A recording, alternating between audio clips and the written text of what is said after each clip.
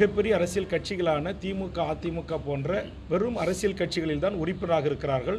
அந்த கட்சிகளுக்குத்தான் அவர்கள் வாக்களிக்கிறார்கள். ஆதலால் நாங்கள் ஓட்டு அரசியலில் நான் ஐயன் திருவள்ளுவர் அவர்களையும், தந்தை பெரியார் அவர்களையும், நான் புரட்சியாளர் அம்பேத்கர் அவர்களையும், காரல் மார்க்ஸ் அவர்களையும் என்னுடைய முன்னிறுத்தியவர்களாக இந்த உலக சமுதாயம் சிறப்புற விளங்குவதற்காக பாடுபட்ட ஒரு தலைவராக நான் எடுத்துக்கொள்கிறேன்.